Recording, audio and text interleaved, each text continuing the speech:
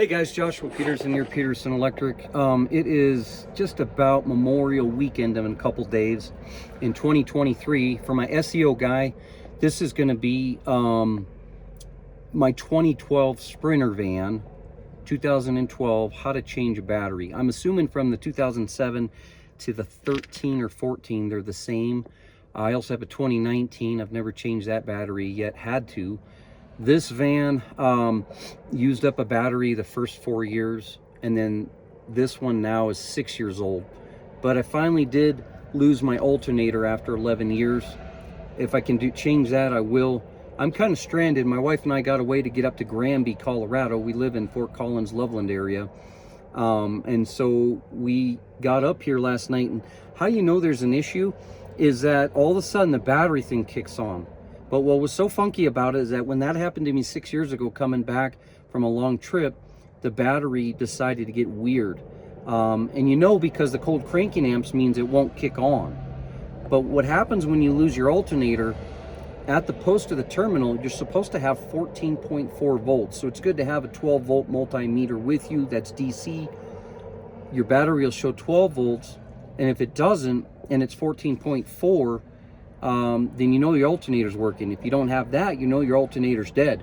Beyond the fact that this van also shows you that the alternator symbol on the van will show a check engine light, and plus it will say alternator issue / power. The other thing we realized coming over, sorry guys, we're in a side of a street here. The other thing we realized coming over the hill from Berthoud was that the power started to act funky. So we turned off the heated seats, turned off the stereo, and we literally just had the lights on the front of the van, took down from the high beams to the low beams, and just cruised into town on few electrons. Once we got there and turned it off, I couldn't get it started. What I did to get it started though, I'll show you, give me 1 second. This Stanley box is really amazing for a diesel. I was able to actually check the alternator, and I was able to turn it on, guys, and get it started. But then when I got further, it finally dimmed to blackout on the dash, and then it died within a mile.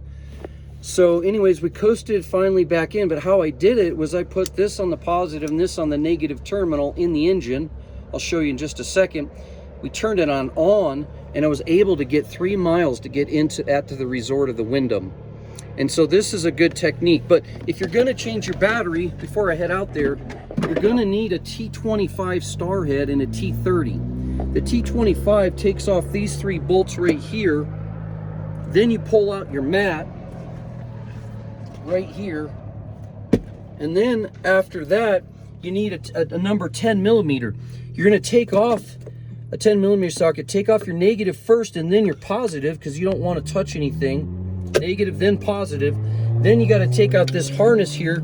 You do have to have an extension with your 10 millimeter to get this out, which locks it. Once you take that out, you're going to be able to just pop this battery out. It's pretty stinking heavy. Try to get this out. Hold this way. And then it's got this little overflow tube for air if the battery's going to leak any of that acid. And this is a Mercedes battery, so 6 years is probably pretty good. But you can see it's a 750 cold cranking amp right here, 760. The new one I bought is going to be a Superstar from CarQuest, and it's 900 cold cranking amp. I don't think you can get honestly more than 5 to 6 years out of batteries, no matter what you buy. But go ahead and come out here, Alicia. I'll show you real quickly what I did.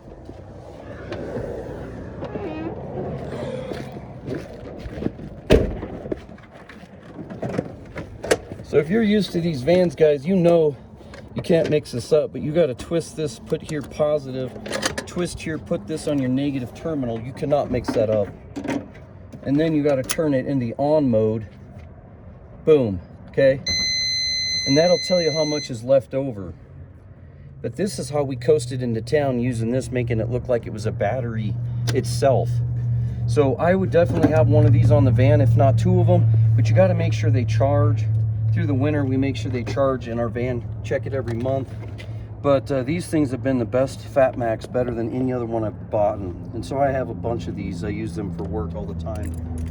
But yeah, if you're in trouble trying to get into town, that could help boost your battery to get you into town. But the alternator, if you're trying to change that, that's going to be down right here. I'm going to try that next.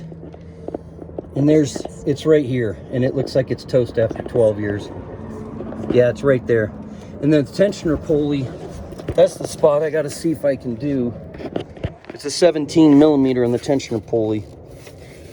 And it's this guy right here. So I'm going to try to tension that out and then pull the belt and pull the alternator. So anyways, guys, this is the new one I'm getting, a Die Hard 900 cold cranking amp. Same handle. And it's got to have stamped the year that you put on. If it doesn't, make sure you put your year on it that you bought it. See how cheap these guys are? They're not even stamping the year it's bought. I don't like that. That doesn't say that's good to me. So I'll put a date on it with a Sharpie, or I'll just notch it in with my knife so I know how old it gets, because every 6 years it seems like one of these damn things die. But the other way you know you're having issues is it starts to fluctuate funky.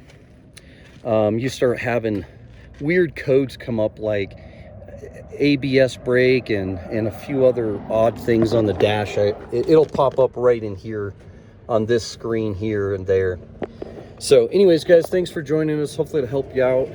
Yeah, I'm not a car mechanic, but definitely have to learn how to work on these vehicles. All right, bye.